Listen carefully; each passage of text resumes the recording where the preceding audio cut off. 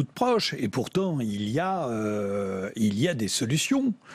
Les solutions face à la crise humanitaire, c'est d'abord de définir les secours en mer. Il faut d'abord secourir. Ensuite, il faut accueillir dans des lieux sûrs de débarquement, aussi bien sur la rive nord que sur la rive sud, avec des mécanismes de réinstallation ou de relocalisation rapide. Il faut déterminer des règles du jeu communes. Il est vrai que ça fait 20 ans en Europe. Et pour ceux qui ne respectent pas les règles, on a encore vu ce bras de fer et on l'évoquait sur cette question de l'Aquarius. Écoutez, moi, la même chose avec le Lifeline. Oui, mais j'ai dit ce que j'en pensais par rapport au Lifeline et à la responsabilité de la France. Mais il me semble qu'à partir du moment où un certain nombre d'États ont rejoint l'Europe, ils ne peuvent pas à la fois bénéficier de ces avantages en s'asseyant sur ces valeurs. Et donc, il faut bien trouver un système de sanctions. Ce n'est pas possible de continuer ainsi. Et s'ils ne veulent pas être dans la même barque, eh bien, ma foi, il faut faire sans eux. Et je crois que la France a une position absolument première dans cette affaire. Elle doit être moteur. Qu'est-ce que c'est que cette frilosité ? Écoutez, nous ne sommes pas en danger parce que nous accueillons... C'est politique aussi, on voit bien les contraintes, et ça a été rappelé, le contexte... les contraintes, bien sûr qu'elles sont là. Nous ne sommes pas des angéliques, nous ne sommes pas des naïfs. Et je pense que nous pouvons à la fois protéger nos compatriotes et remplir notre devoir de protection à l'égard de ceux qui fuient les persécutions. Vous souhaitiez réagir. Je rappelle que vous avez réalisé ce documentaire, les migrants ne savent pas nager. Oui, c'est un constat. Nous, à l'association Limbo, on est là pour réparer les survivants, c'est-à-dire d'aider les migrants traumatisés. Mais il y a 3 parcours, il y a 3 étapes dans le parcours. Vous avez vu qu'il y a 3 jeunes mineurs, 3 mineurs qui viennent de se suicider. Là. En Grande-Bretagne. En Grande-Bretagne, voilà.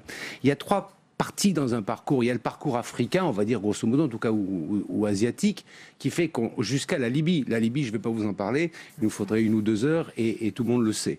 Mais qui a réinstauré la traite négrière et l'esclavage dans ce qu'il y a de plus abject et de brutal. Ensuite, il y a le bateau. Là, on se noie ou on ne se noie pas. Si on se noie, on n'est plus là. Si on ne se noie pas, on a vu les autres se noyer. On arrive sur, ensuite, alors je ne parle pas de ceux qui sont en train de jouer à l'Exodus, là, en ce moment. On arrive avec, parce qu'on a perdu un enfant, un père, un frère, etc. Mais ensuite, on arrive en France, si on arrive en France, parce qu'avec Dublin, on reste en Italie. Mais si on arrive en France, alors qu'on devrait être dans un endroit où on est arrivé, commence la 3e partie du marathon. Ce qui fait que quoi ? Ce qui fait que des jeunes sont des jeunes. Souvent, parfois, ils sont diplômés.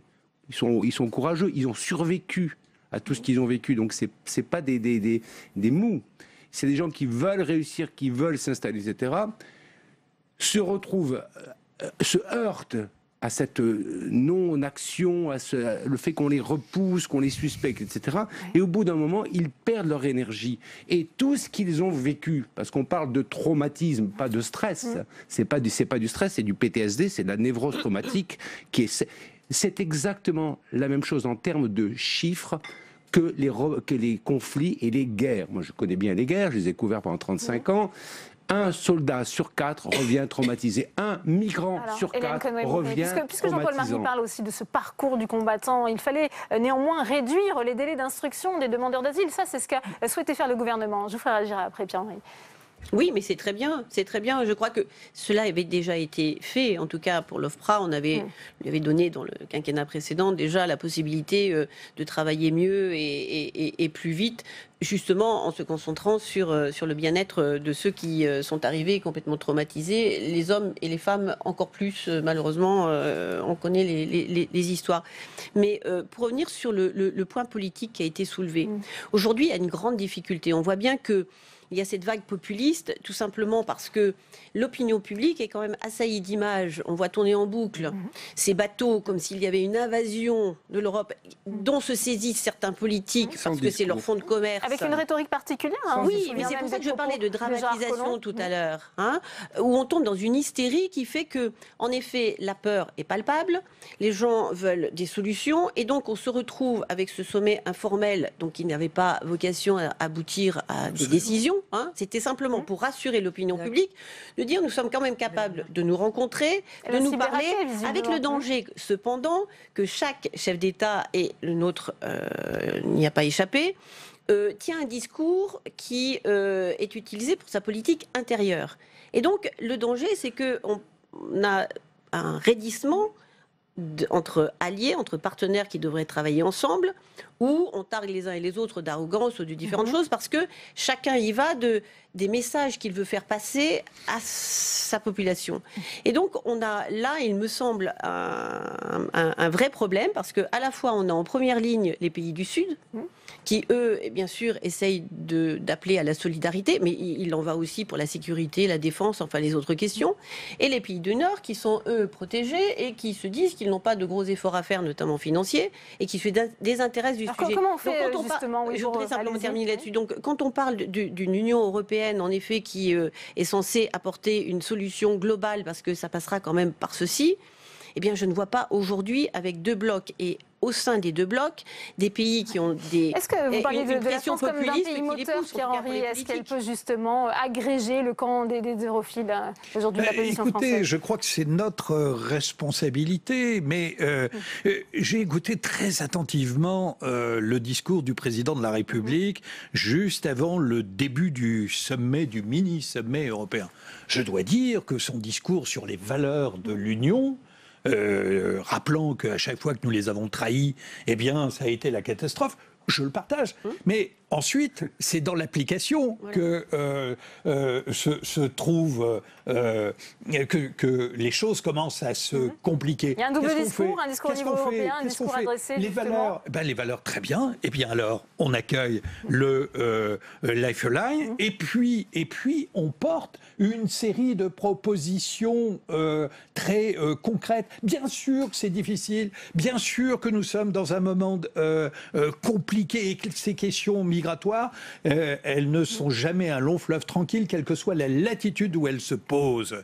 Parce que ça questionne l'identité, parce que ça questionne le partage de la ressource disponible. Donc rien n'est simple. Mais enfin, si la France a un rang à tenir en ce rôle moteur. Catherine Wittol de Wenden, on parlait de ce rôle justement moteur de la France. Est-ce qu'elle peut aussi permettre de fracturer le front des pays de l'Est qui sont très hostiles justement à cette question de l'accueil des migrants?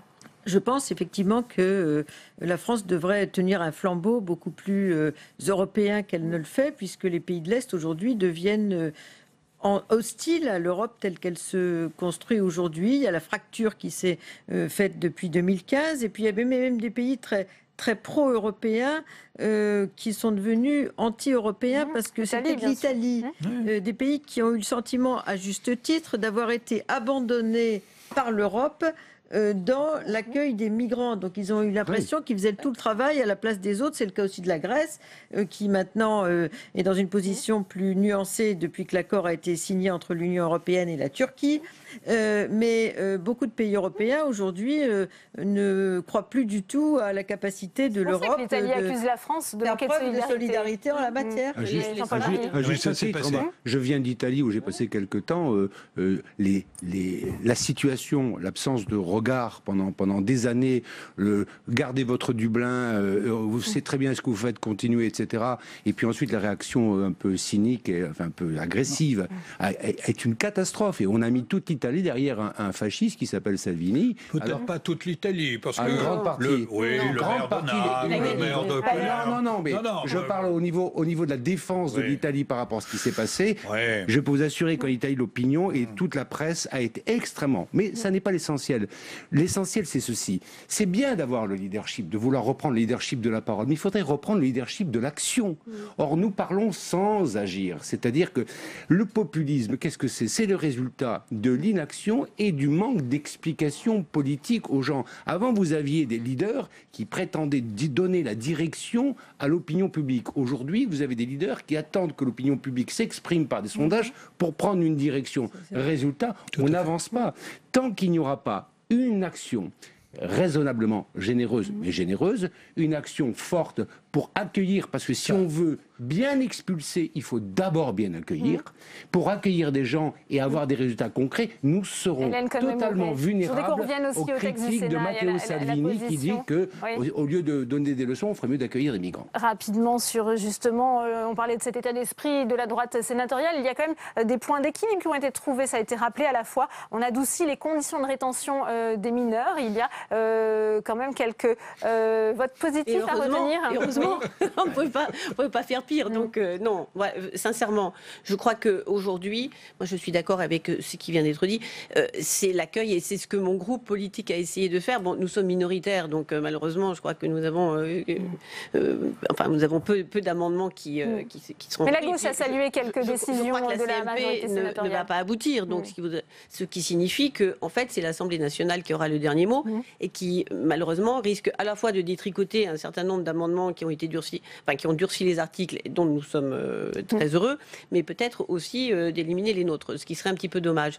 Donc moi je crois qu'en effet nous avons besoin de trouver une position qui fasse que la France et l'Europe, au vu de ce qui se passe aux États-Unis, qui est quand même la première puissance aujourd'hui démocratique, et avec les images que l'on a vues, qui n'est certainement pas à donner l'exemple, si l'Europe est incapable aujourd'hui de défendre ses valeurs, et nous devons le faire par ce type de texte, qui est quand même fondateur, qui est important, de ce que nous devons mettre en action par rapport aux paroles qui sont prononcées, les discours, nous sommes tous d'accord. Moi, je ne changerai pas une virgule de certains discours qui sont prononcés. Mais après, on voit que la réalité est tout autre. Et c'est pour ça que l'opinion publique aujourd'hui ne veut plus de ces annonces, de cette vision globale, et ensuite, finalement, d'avoir à traiter avec une réalité quotidienne qui est à l'opposé de ce qu'on leur offre. Eh bien, merci. Merci à vous, Hélène Conway-Mouret. Merci, Catherine Vitol de Wannen. Merci, Jean-Paul Marie. Merci à vous, Pierre-Henri, d'être venu sur ce plateau. On va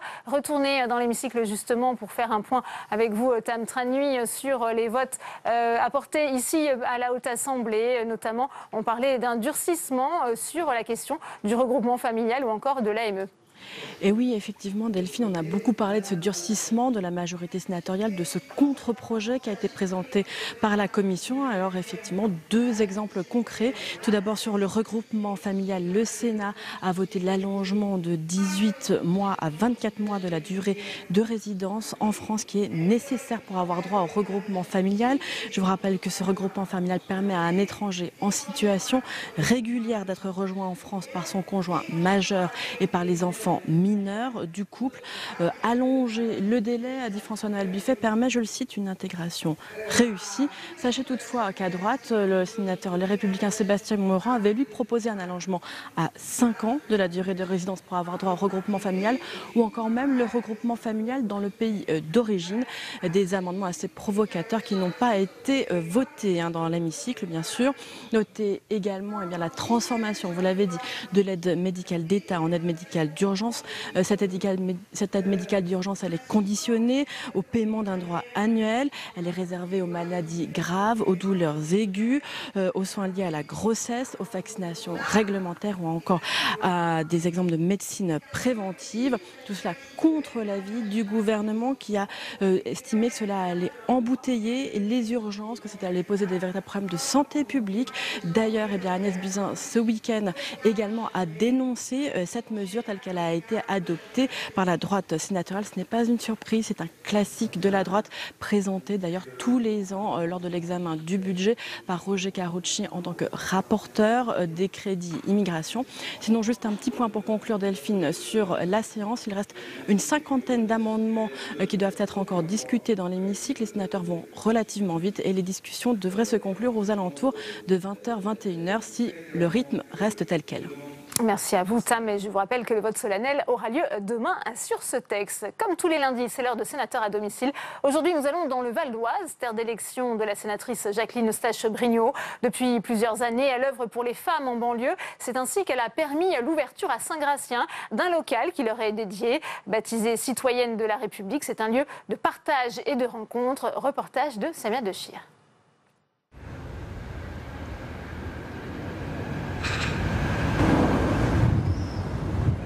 Nous sommes à Saint-Gratien. Saint-Gratien, c'est une ville de 21 000 habitants qui concentre 32% de logements sociaux qui sont pratiquement tous ici dans le quartier des Raguenais, ce quartier qui héberge à peu près 1200 logements.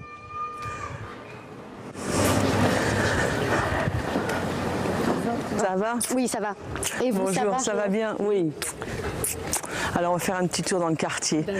Maire de Saint-Gratien pendant 16 ans, Jacqueline Eustache-Brignot a rendu son écharpe l'an dernier pour devenir sénatrice du Val d'Oise. Elle a grandi ici, dans ce quartier des Raguenais, qu'elle a vu se transformer. Est-ce que c'est compliqué d'être une jeune fille aujourd'hui dans des quartiers comme celui-là, par exemple? Je ne pense pas que ce soit réellement compliqué. En fait. D'accord. Ce qui pose vraiment problème, c'est les vêtements. Parce qu'on ne peut pas s'habiller comme on ah, voilà. avoir des regards. Et je ne pense pas que ce soit spécifique au Raguenais ou au Saint-Gratien, mais c'est vraiment général. Quand j'avais votre âge, j'étais ici. Et la question, elle ne se posait pas. Tu vois, on pouvait se mettre en short. Nous avons eu effectivement à Saint-Gratien il y a quelques années voilà, des problèmes religieux qui se sont installés et j'ai senti que en laissant faire ces comportements, on allait isoler le quartier parce qu'il a une spécificité, c'est ce quartier. L'essentiel des HLM de la ville de Saint-Gratien sont concentrés dans ce quartier. Dans le quartier, le partage de l'espace public entre les femmes et les hommes a parfois été compliqué. Maintenant, il y a plus d'hommes et de femmes mélangés entre guillemets. C'est-à-dire que les papas peuvent sortir, les mamans sortent aussi, les filles peuvent parler aussi ensemble, il n'y a aucun problème maintenant. Alors qu'avant, c'était surtout les hommes entre guillemets dehors et les femmes à la maison. Et ça doit faire peut-être une dizaine, quinzaine d'années que ça a changé. Mais ce qui est vrai des adultes ne l'est pas forcément pour les adolescents. Les filles ne se sentent pas toujours libres de s'habiller comme elles veulent. C'est sur ce sujet que viennent régulièrement échanger ici des femmes du quartier. Le local Citoyenne de la République a été ouvert il y a 1 an. L'association pour l'accompagnement et la formation des femmes et des familles, la FAVO, y organise des groupes de parole.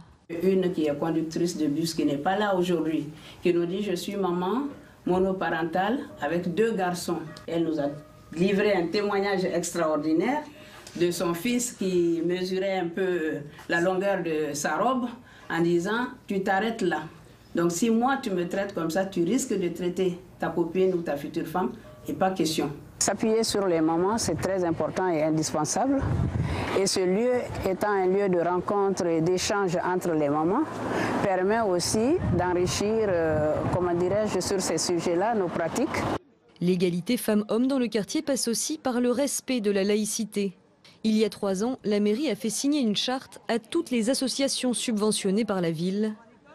Au Raguenais, le restaurant associatif Carré Nature emploie 5 personnes dans un local mis à disposition par la mairie. Carré Nature a donc dû signer la charte de la laïcité, qui l'engage à respecter un certain nombre de principes, comme l'égalité femmes-hommes ou la neutralité religieuse. La charte de laïcité implique les signes ostentatoires de religion, que ce soit du prosélytisme, que ce soit prêcher une parole d'un Dieu quelconque, bien sûr que ça, ce n'est pas admis. Depuis son lancement il y a 3 ans, la charte de la laïcité a été signée par toutes les associations financées par la ville de Saint-Gratien. Et Jacqueline Eustache-Brignot nous a rejoint sur ce plateau. Bonsoir, merci d'être avec nous. Sénatrice LR du Val d'Oise, on voit ce local qui a ouvert il y a 1 an, permet beaucoup d'échanges. La parole semble libérée entre ces femmes. Quel bilan tirez-vous de cette initiative ? Alors c'est une initiative qui fait suite à d'autres initiatives. Quand j'ai senti qu'il fallait peut-être que l'espace public soit réinvesti par les femmes en particulier. Dans des quartiers comme celui-là, c'est un quartier où il y a à peu près 5000 habitants, hein, il faut aider les femmes à sortir, il faut aider les femmes à exister en fait. Donc il y a 2 ans, j'avais eu des actions, j'avais mené des actions pour faire des séances de cinéma sur l'espace public. On a fait un énorme travail au niveau de l'intergénérationnel. Mais je me disais, un lieu d'échange sur qu'est-ce que c'est être une femme citoyenne de la République aujourd'hui, ça permet d'aborder plein de problèmes. De quoi parlent ces femmes, par exemple? Alors, elles parlent de l'éducation, elles parlent de leur position dans le quartier, elles parlent de leurs difficultés professionnelles, mais c'est surtout de se dire on peut parler, on a un endroit pour parler et on va porter la parole. Et ce local, il a été ouvert à un moment où, vous avez vu sur la façade, il y a des portraits de femmes. Et il y a un an, ces portraits de femmes, c'était des portraits que j'avais souhaité exposer dans le quartier, 2 mètres de hauteur, avec des belles phrases que les jeunes femmes et jeunes filles avaient trouvées, pour bien montrer que les femmes, elles existaient, parce que, voilà, on sait très bien que le repli communautaire fait que les femmes sortent moins. Et là, elles s'expriment, elles sortent, et elles sont aidées pour libérer leurs paroles. Et moi, c'est vraiment, quand je vois ce reportage, je suis vraiment très contente de ce qu'on a fait. Vraiment, vraiment. On a aussi entendu les paroles de ces jeunes filles qui vous accompagnent. Il y a aussi un recul de toutes ces questions d'égalité femmes-hommes auprès des jeunes. C'est générationnel, Jacqueline Eustache-Brio. Alors, c'est aussi pour ça que je l'ai fait. Moi, vous savez, j'ai enseigné pendant très longtemps dans un lycée professionnel où, dans les années 80, les filles se sont beaucoup battues pour se libérer du carcan familial. Beaucoup. Et aujourd'hui, on s'aperçoit que tout est à refaire dans certaines familles. Tout est à refaire. Et il y a 2 ans, j'ai entendu... Comment vous l'expliquez, ça? C'est le poids de la religion? Le poids de la religion, évident. Le poids des hommes. Il y a des jeunes hommes et des frères même qui prennent des places qui, pour moi, ne sont pas les leurs. Et en fait, l'idée, c'est aussi, dans ce cas, d'expliquer aux mamans qu'elles sont mamans de filles. Donc, elles sont mamans de filles qu'il faut aider à vivre comme les jeunes filles d'ici, libres de la parole et libres de leur vie et du choix qu'elles veulent faire. Mais elles sont aussi mamans de garçons.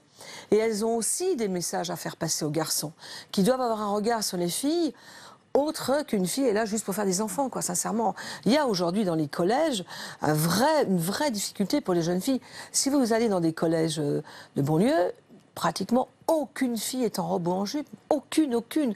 Parce qu'elles sont moquées, parce qu'elles sont, pointées du doigt, parce qu'elles sont souvent montrées comme des filles vulgaires, et elles n'ont pas envie de vivre ça. Et elles n'ont pas envie de donner des justifications. Donc elles sont toutes en pantalon et en jogging, quoi.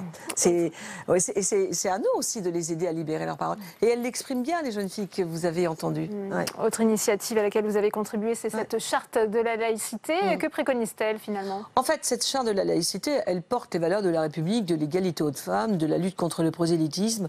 Et donc j'ai souhaité en 2011 que toutes les associations qui bénéficiaient d'une subvention municipale ou d'un local ou qui participaient à la journée des associations signent ce texte. Ça n'a posé de problème à personne, mais ça a fait réfléchir aussi certaines associations sur... Ça a aidé certaines associations aussi à régler quelques problématiques de positionnement ou de difficultés qu'ils avaient avec certains de leurs adhérents. Mais tout le monde l'a signé, tout le monde, parce que c'est dire on est tous unis sur des valeurs communes. Voilà. Il y a des engagements qui sont des engagements privés, mais dans le cadre de l'espace commun, il y a des valeurs communes que nous partageons. Nous avons tous grandi ensemble comme ça. Moi, j'ai grandi dans ce quartier comme ça. On vous sent attaché à ces questions de laïcité. Ça m'appelle une question, c'est qu'Emmanuel Macron sera reçu demain par le pape, 2 mois après son discours des Bernardins. Il va donc rencontrer le pape François pour un premier entretien au Vatican. Que vous inspire cette rencontre? Moi, que le président Macron aille voir le pape ne me pose aucun souci. Bon, voilà, c'est une autorité religieuse. Après, ce que j'attendrai du président de la République sur son discours en France, c'est un discours très clair sur la laïcité, la lutte contre le communautarisme. On l'entend peu sur ce sujet. Il ne l'a pas, urgent. Ah non. Et il est urgent qu'il l'ait. Nous avons aujourd'hui des quartiers qui sont des quartiers en dehors des règles de la République. Et le discours et le langage politique et la parole politique est essentiel. Moi, ce quartier, je l'ai sauvé de ça. J'ai eu des positions très claires, parfois très dures. Et aujourd'hui, ce quartier, il vit dans la liberté de la parole et dans la liberté au sens large du terme, parce que j'ai mené ces combats. Et je les ai menés fortement, avec un engagement très fort, parce que notre parole est essentielle. Ces femmes-là, quand j'ai été élue en 2014, elles m'ont dit « On est ravis de vous avoir gardé parce que vous nous protégez ». C'est la première fois que j'entendais ça, quoi. C'est la première fois. Donc la parole de l'homme ou de la femme publique est essentielle aujourd'hui, vraiment. Bien, merci beaucoup. Merci. Jacqueline Eustache-Brio d'avoir été notre invitée sur ce plateau. C'est la fin de cette édition d'ailleurs. Merci à vous de l'avoir suivi. Dans un instant, l'épreuve de vérité, l'émission politique de la rédaction de Public Sénat. Invité ce soir, c'est Pascal Pavageau. C'est le secrétaire général de Force Ouvrière. Bonne soirée à tous et à demain.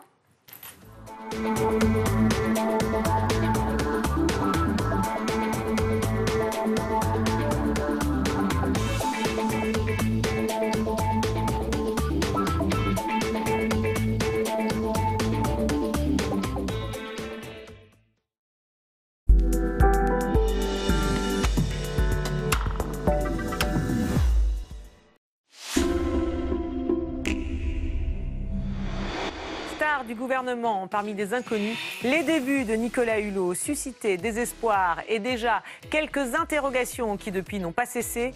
Des interrogations sur Notre-Dame-des-Landes qui aurait pu être sa victoire. Des interrogations aussi sur le dossier du glyphosate où il a donné l'impression d'avaler des couleuvres. Cette semaine, nous déshabillons en tout bien, tout honneur, un ministre en proie au doute. Déshabillons-les, demain à 23h sur Public Sénat.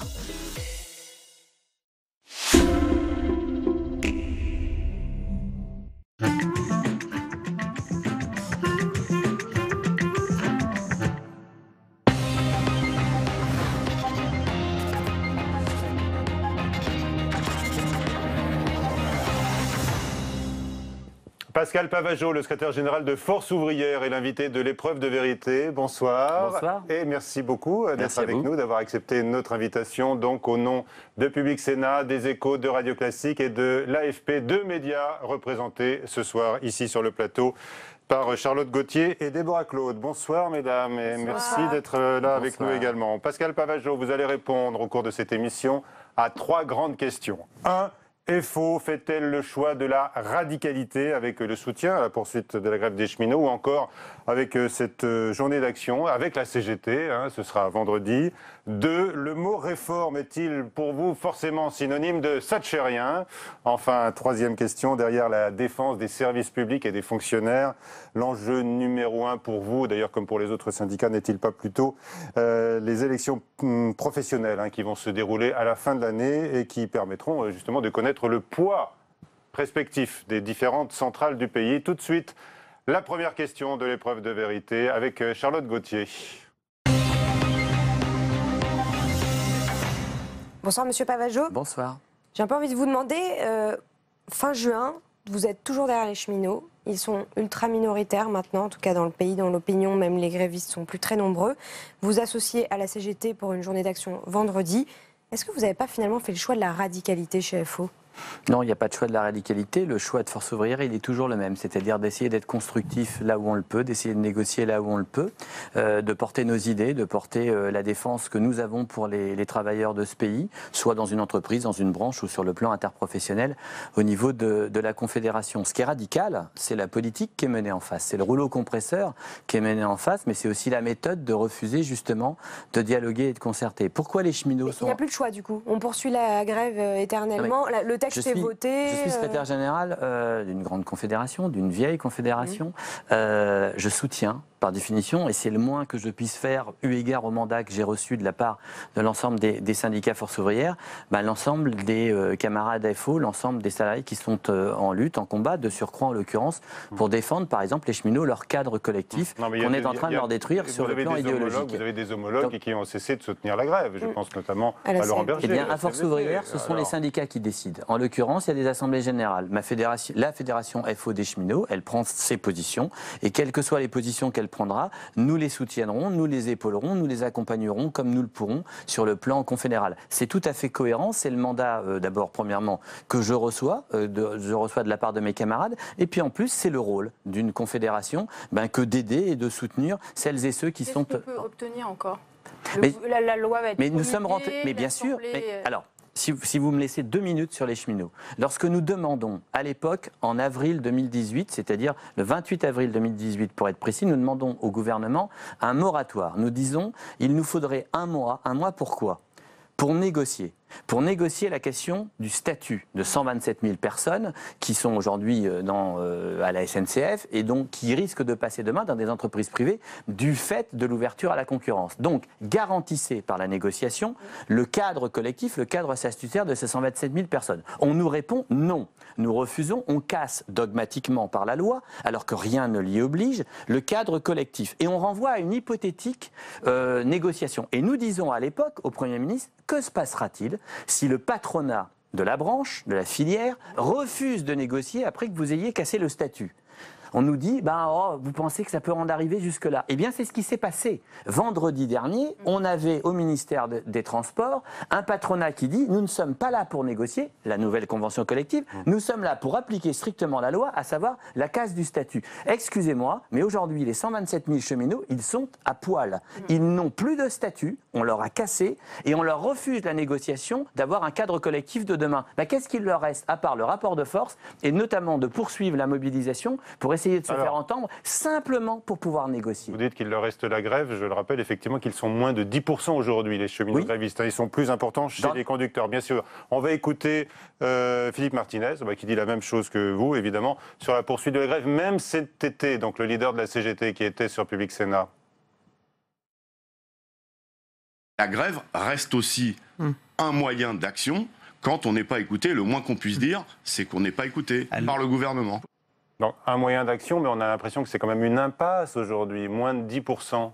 Et vous voulez leur dire quoi? Vous prenez un sabre et vous faites harakiri, les 127 000 personnes, et vous ne mobilisez pas? On vient idéologiquement de casser le cadre collectif de votre emploi, et derrière ça, on vous dit, vous avez un employeur qui refuse, un représentant des employeurs qui refuse de négocier la convention collective, ou plutôt qui va vous donner quelques queues de cerises, et on vous dit, vous prenez ça sans vous mobiliser, sans essayer de vous défendre. Moi, je trouve parfaitement cohérent que dans les assemblées générales, l'immense majorité des cheminots décident de poursuivre la mobilisation. Ils sont moins de 10%. Mais c'est pas parce qu'elle ne se traduit pas en capacité d'être encore en grève, alors qu'ils le sont depuis plusieurs semaines, qu'il n'y a pas une vraie rancœur, qu'il n'y a pas une vraie colère, qu'il n'y a pas une vraie amertume. Et qu'est-ce qu'on préfère? Une grève ou des opérations qui soient des opérations, on va dire, violentes, ou des opérations à un moment donné de casse du matériel ou de je ne sais pas quoi demain matin? C'est déjà arrivé, nous a-t-on dit. Qui pousse à cette situation-là? C'est arrivé pendant la grève. On est un gouvernement. Mais bien sûr, c'est de la radicalité. La radicalité du mouvement parce qu'on ne reconnaît pas les organisations syndicales. Et là, plus fortement, on refuse simplement ce que nous demandons depuis des semaines, à savoir négocier l'extension du statut. De ce conflit. Une logique de radicalité, que la prochaine fois, ce ne soit pas une chemise qui soit arrachée. Voilà, c'est tout. C'est-à-dire, à un moment donné, des mobilisations de violence. Je constate qu'on est obligé de se mettre à l'hôpital. Il faut 15 jours de grève de la faim pour obtenir 30 postes. Mais on est où, là? Simplement parce que l'ARS et parce que le gouvernement refusent de négocier. Des gens, des hommes et des femmes, celles et ceux qui nous sauvent tous les jours dans l'hôpital public, qui ne demandent pas une augmentation de salaire, là, qui ne demandent pas leur statut, qui demandent à pouvoir réaliser correctement leur job avec 50 postes qui sont identifiés en moins. On ne leur donne pas et on pousse 7 personnes à faire 15 jours de grève de la faim. Quelle violence, quelle radicalité pour pouvoir avoir simplement 30 postes. In fine, au bout du bout, en refusant la table de négociation, en méprisant les hommes. La CFDT, l'UNSA disent avoir obtenu des avancées. Mais c'est faux. C'est ce qu'ils disent. Alors, quelles avancées? Moi, j'attends maintenant les éléments concrets en matière d'avancées. Il y avait un statut, il n'y en a plus. Voté idéologiquement de par la loi, alors que rien ne l'y obligeait. Où est la nouvelle convention collective? Oui, mais on ne le saura que quand la négociation, la négociation sur la nouvelle convention collective aura abouti. Nous avons fait une demande concrète de laisser le temps, un mois de négociation pour étendre, comme ça avait été fait lors de l'ouverture à la concurrence sur l'énergie, avec le statut des industries électriques et gazières, qu'on ait le statut de la SNCF et qu'on l'étende à l'ensemble des opérateurs pour maintenir au minimum le cadre collectif. Ça réglait l'intégralité des problèmes. Ça réglait tout. Est-ce que sur cette crainte que vous formulez d'une radicalisation, de mouvements violents, vous êtes arrivé à la tête de FO au mois d'avril, est-ce que vous avez fait part à l'exécutif, directement Emmanuel Macron ou Édouard Philippe, de cette crainte qui est formulée par ailleurs par d'autres responsables syndicaux? Aux deux têtes de l'exécutif. Écoutez, en ce qui me concerne, que ce soit à l'ensemble de l'exécutif, mais aussi à des représentants parlementaires ou autres, et via aussi les médias, je n'ai eu de cesse de dire attention, à mépriser, à laisser de côté le dialogue social, la démocratie sociale, les contrepoids que représentent les organisations syndicales, et ce à tous les niveaux, dans l'entreprise jusqu'au niveau interprofessionnel, on s'expose à un risque, à un moment donné, démocratique. Qui soit que vous demain... tenez le même discours que Lamberger, pour le coup. Mais je crois qui a aussi alerté le chef de l'État. Est-ce que vous l'avez dit directement? La question était celle-ci. Oui, je l'ai dit directement à l'Élysée, au secrétaire général. Non, je n'ai pas vu le président de la République, j'ai vu le secrétaire général de l'Élysée, je lui ai exposé directement, je l'ai exposé directement au Premier ministre, à Madame Pénicaud et à d'autres représentants du gouvernement, je l'ai exprimé publiquement dans les médias, y compris par écrit. On s'expose à un moment donné à un risque démocratique. Lorsqu'on nous dit, vous avez une mobilisation genre celle du 22 mai dans la fonction publique où aujourd'hui le taux de grévistes à la SNCF est relativement faible. Il y a plein de caractères qui l'expliquent. Mais notamment le fait que vous entendez de la part de militants syndicaux et pas que de Force ouvrière, le fait de dire la grève, la mobilisation traditionnelle ne sert plus à rien. La prochaine fois, on fera autre chose. Je vais vous faire je m'inquiète du autre chose et surtout de qui sera derrière le autre chose sur un plan démocratique.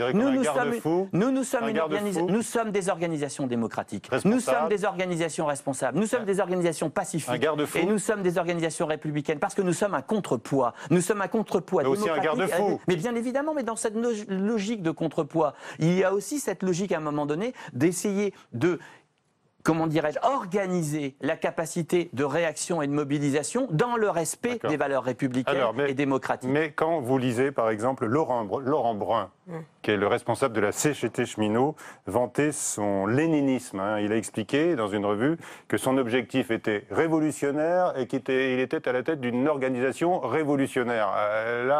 On est plutôt dans le garde-fou. Oui, je ne suis pas à la garde-fou. Ça lui appartient. Sauf qu'il est d'une organisation syndicale. Sauf que je soutiens les cheminots. C'est pas votre credo. Non, ça, c'est le moins qu'on puisse dire.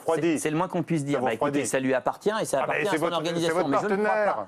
Ce n'est pas une question de partenaire. Moi, je parle jamais de partenaires sociaux. Je parle d'interlocuteurs. Interlocuteurs sociaux. Alors, on n'est pas sur un cours de tennis. On n'est pas en train de faire un débat de ce point de vue-là avec qui que ce soit. Donc moi, là-dessus, il y a des interlocuteurs sociaux qui sont d'ailleurs patronaux comme syndicaux. Alors là, je parlais de la CGT cheminot. Eh bien, j'ai parfaitement entendu. En ce qui me concerne, vous l'aurez remarqué, c'est Force ouvrière et nous ne sommes pas léninistes, nous sommes un syndicat, rien qu'une organisation syndicale, nous sommes libres, nous sommes indépendants, ça explique notamment 1947 et de ce point de vue-là, je ne suis encarté nulle part et mes camarades, pour l'immense majorité d'entre eux, non plus. Et vous n'êtes pas révolutionnaire. Et je ne suis pas révolutionnaire, sauf si la révolution, c'est de dire par exemple qu'on passe le SMIC à 1350 € net et à 80% du salaire médian, dans ces cas-là, ce serait une belle révolution sociale. Première question de notre sondage Opinionway. Qui va vous plaire, Monsieur Pavageau? Nous avons demandé effectivement si l'opposition des syndicats aux réformes lancées par le gouvernement était légitimement contestée par les syndicats, non et faux. Eh bien écoutez, pour 56% des Français, les syndicats sont dans leur rôle. Oui, je crois surtout que les syndicats sont dans leur rôle lorsqu'ils proposent. Et nous, à Force ouvrière, c'est ce que nous essayons de faire. Le problème, c'est que nous proposons aujourd'hui dans le vide. C'est-à-dire qu'on ne nous écoute pas, on ne nous entend pas. D'ailleurs, regardez, l'immense majorité de vos confrères nous invitent à chaque fois pour dire vous vous faites attaquer, vous vous faites rentrer dedans, donc vous résistez. Ce qui est une réalité. Mais ça ne laisse pas de place aux propositions que nous pouvons avoir, que nous pouvons formuler. Or, nous sommes avant tout des gens qui sont constructifs. Vous ne vous engagez pas dans l'organisation syndicale pour user vos chaussures tous les samedis sur le pavé, pour brûler des palettes ou pour arracher des chemises. Vous vous engagez dans l'organisation syndicale pour protéger, pour défendre, pour proposer, pour construire vos collègues de travail, l'ensemble des travailleurs de votre branche. Vous parlez toujours d'arracher les chemises, vous condamnez quand même. C'est ce que je suis en train de vous dire. C'est ce que je suis en train de vous dire. On ne cautionne pas la violence. Nous, on n'est pas. Entre brûler des palettes et arracher une chemise, il y a une différence de. Mais le mieux, c'est simplement de pouvoir se mettre autour de la table et d'obtenir par la concertation et la négociation du progrès social pour tous. C'est ça le mieux. Mais pour pouvoir aller à la table de négociation, il faut qu'on nous y invite. En tout cas, Monsieur Pavageau, vous avez prévu d'user encore un peu vos semelles sur le pavé vendredi avec la CGT pour cette jeudi 28, excusez-moi, pour cette journée d'action avec la CGT. Mais finalement, pourquoi vous n'allez pas proposer là jeudi? Vous dites, nous on est là pour proposer. C'est pas vrai, c'est-à-dire que nous sommes là pour prendre date dans une logique qui s'inscrit à plus long terme et certainement avec plus d'organisations syndicales et de jeunesse que celle qui appelle le 28 sur un mouvement interprofessionnel. Au mois de septembre, au mois d'octobre, nous verrons à la rentrée fin août, début septembre, ce que nous sommes en capacité de faire. La dernière mobilisation interprofessionnelle du 19 avril n'a pas été très réussie. Oui, mais c'est ce que je vous disais tout à l'heure. Là, en l'occurrence, sur le 28 juin, on n'est pas là pour faire un chiffre, on est là simplement pour prendre date. Voilà. Et ça s'inscrit dans une logique. Moi, je ne serai pas à Paris, je serai dans le Doubs, avec mes camarades dans le Doubs. Mais on ne vous verra pas à côté de M. Martinez, alors? Non, mais c'était prévu de longue date et il n'y a pas de problème particulier avec qui que ce soit. J'ai vu l'ensemble de mes homologues secrétaires généraux. Nous nous verrons, d'ailleurs, nous nous voyons régulièrement, que ce soit à 5 ou à plus. Donc, de ce point de vue-là, il n'y a absolument pas de problème. On a peut-être l'impression que vous offrez quand même peut-être une porte de sortie, je ne sais pas, ou peut-être que vous lancez une bouée à la CGT qui a fait un pas de deux avec la France Insoumise et ça n'a pas très bien marché, non? Je crois que la CGT n'a pas besoin de bouée de la part de Force ouvrière ou de quoi que ce soit, et c'est très mal dansé, et je pense que Philippe Martinez m'a pas l'air d'un extraordinaire bon danseur, donc on ne dansera pas le pas de 2, ni le pas de 3, ni etc. Par contre, on est sur la préparation d'un mouvement plus large, interprofessionnel, dans l'unité d'action la plus large, avec le maximum d'organisations syndicales et de jeunesse en septembre ou en octobre. On se reverra fin août dans ce cadre-là, parce que les attaques de l'ensemble des mouvements qui existent aujourd'hui, on a beaucoup parlé là des cheminots, mais il y en a dans le secteur public, il y en a dans le secteur privé. De ce point de vue-là, ils ont 2 points communs. Le premier, c'est le refus de la répartition de la richesse produite, c'est-à-dire la question du coût de la modération des salaires et de la baisse du pouvoir d'achat. Il n'y a pas que les retraités qui sont concernés par ça, c'est un problème de refus de la répartition de la richesse produite par justement les salariés. Et le deuxième point, c'est la logique de déprotection, la casse des cadres collectifs, la casse des conventions collectives, la casse des statuts, bref, l'individualisation de notre société. Ces 2 sujets qui sont majeurs et transversaux, de notre point de vue, doivent pouvoir permettre à un moment donné de faire une unité d'action un peu plus large, y compris autour de réformes qui individualisent un droit aussi fondamental que celui de la retraite. Non, mais ça, nous verrons à partir de la rentrée de septembre, mais pas uniquement à 2 organisations syndicales, à toutes et tous, et après chacun prendra sa décision en termes de modalité dans les rues, donc vous contestez le terme de radicalité qui pourrait vous être il y a une radicalité aujourd'hui, mais elle est en face. Ah oui, en face. La radicalité, elle est du côté du gouvernement. Le projet de loi Pacte, oui, alors on va en parler, mais vous vous présentez aussi comme un syndicat réformiste, comme la CFDT. Il n'y a pas eu de mutation génétique à Force ouvrière depuis 70 ans. On appelle ça, nous, le réformisme militant. Ça se résume en 2 mots. Lorsque c'est bon, on le dit. Lorsque c'est pas bon, on le dit aussi, et alors on le conteste. D'accord. Allez, la deuxième partie de l'épreuve de vérité, tout de suite avec la question que va vous poser maintenant Déborah Claude. Mais justement, la réforme, on en parlait. Alors, la réforme, est-ce que c'est forcément synonyme de thatchérien pour vous? Bien sûr que non. Et on aimerait bien justement que la réforme, elle soit du progrès social. Et elle l'a été.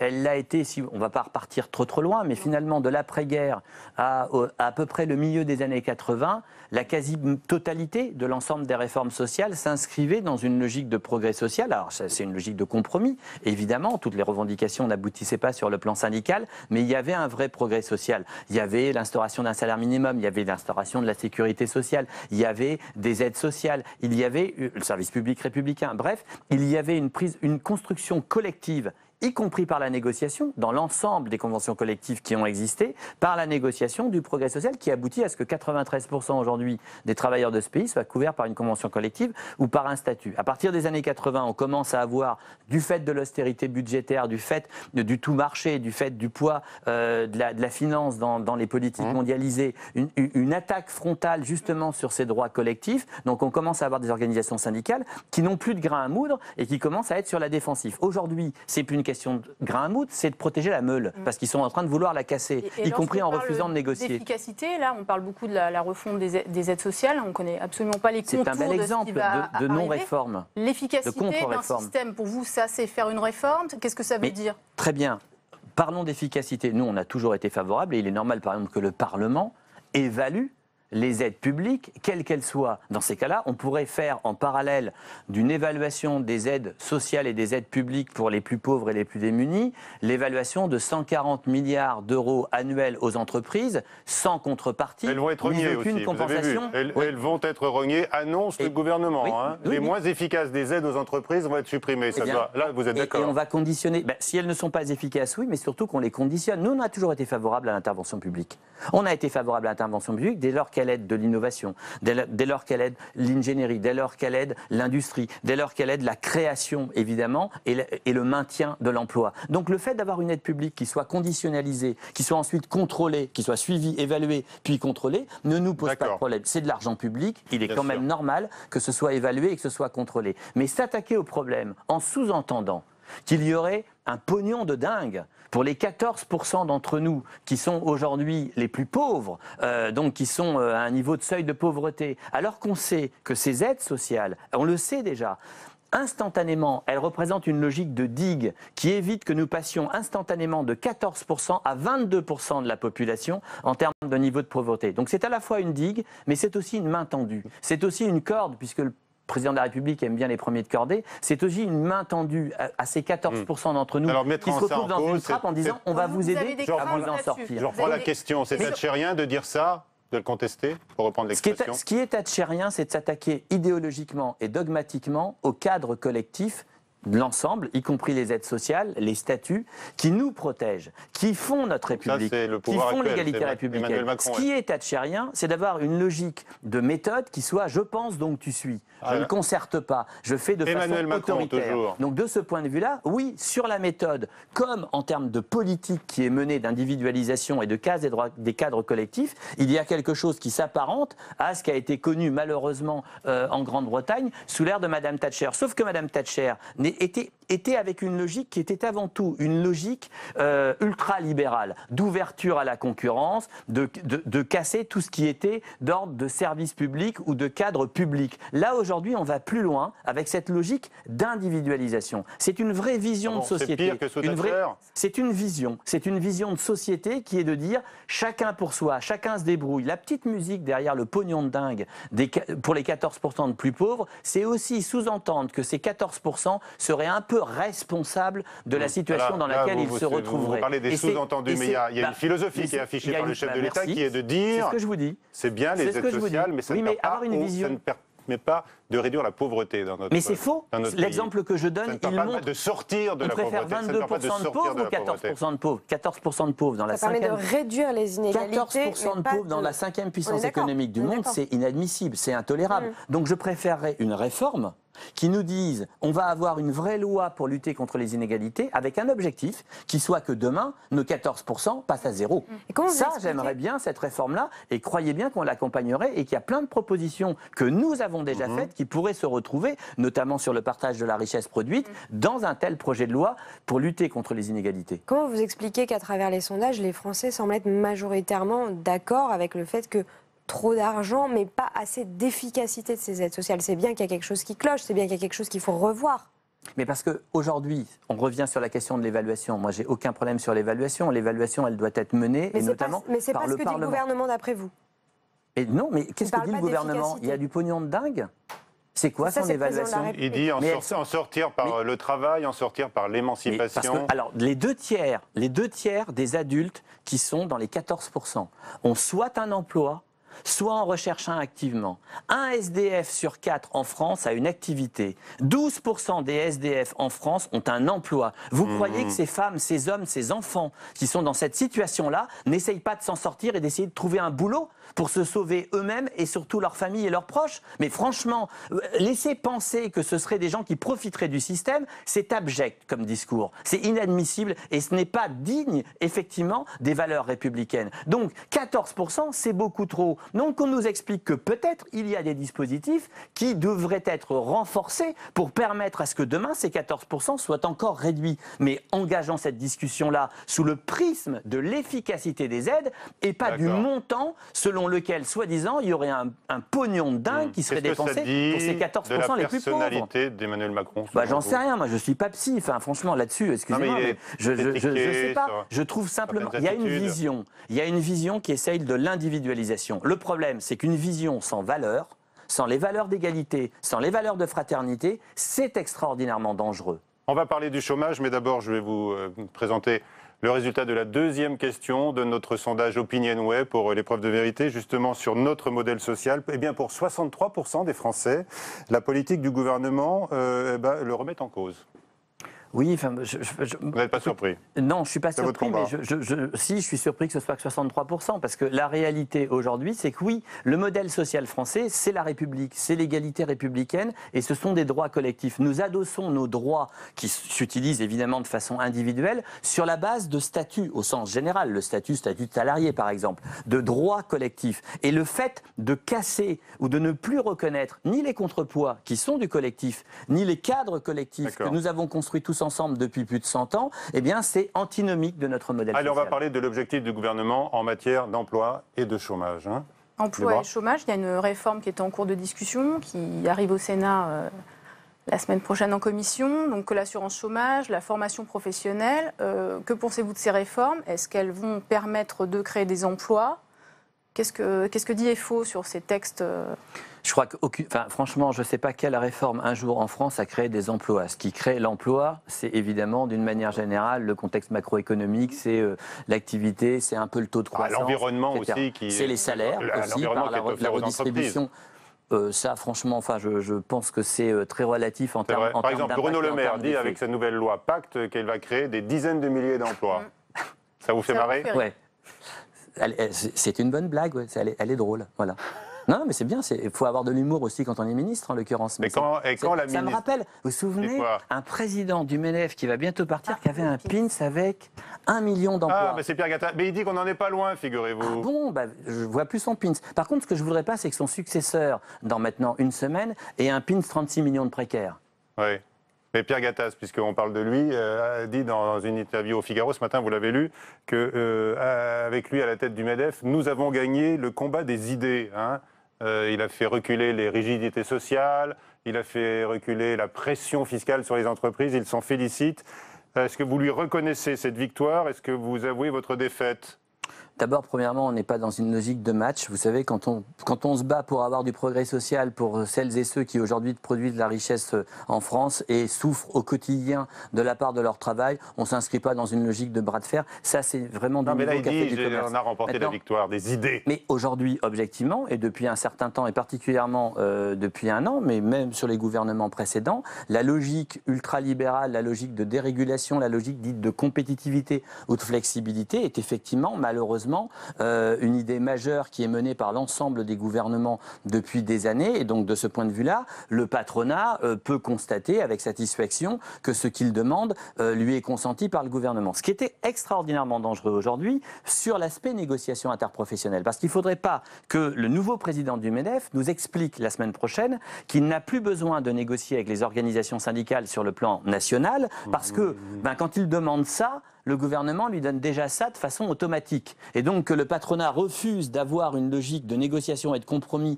avec les organisations syndicales pour faire avancer notre démocratie sociale et qu'on casse définitivement... Le MEDEF est déjà dépassé par le gouvernement. Ah ouais. Le président du MEDEF, quel qu'il soit demain matin, peut dire au président de la République « merci patron ». Parce qu'en l'occurrence, sur le plan politique, quand il demande ça, il a déjà deux fois plus avant même d'avoir commencé à demander quelque chose. Donc de ce point de vue-là, oui, il a de quoi être satisfait, oui.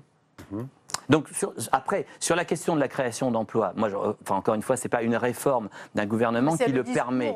C'est du gouvernement de dire ça. Oui, va mais tous les est-ce qu'un jour, dans notre vie, on a entendu un gouvernement ou un chef de l'État nous expliquer que sur un plan économique, il faisait une réforme pour détruire l'emploi? Je ne sais pas, mais franchement, je pense que... vous y croyez un tout petit peu. Je n'y crois pas. Voilà. Je n'y crois absolument pas. Je crois qu'au contraire, cette logique de flexibilité, on relance dans notre pays, la croissance, elle est liée à peu près à 70% à la consommation. Donc on relance avant tout le moteur de la croissance qui aide à la création d'emplois et au minimum à son maintien, notamment par l'augmentation du pouvoir d'achat et par l'augmentation des salaires. Ça, c'est une vraie réalité économique. Elle est invariable depuis une centaine d'années. Vous croyez en la formation professionnelle? Bien sûr. Il y a 300 000 emplois qui ne sont non pourvus dans notre pays parce qu'on manque de compétences. Le gouvernement veut réformer la formation professionnelle et on se dit peut-être qu'il est temps de sortir la formation professionnelle du paritarisme. Non? Alors c'est sûr qu'un ministre demain, quel qu'il soit, je ne sais pas quels seront les gouvernements que nous aurons demain, sera bien plus compétent que les interlocuteurs sociaux qui travaillent avec les pieds dans l'entreprise auprès des salariés pour savoir quels sont les besoins d'une branche professionnelle, d'une entreprise. 300 000 emplois non pourvus par manque de compétences. Oui, mais ce n'est pas énorme. Rattaché à l'échelle du...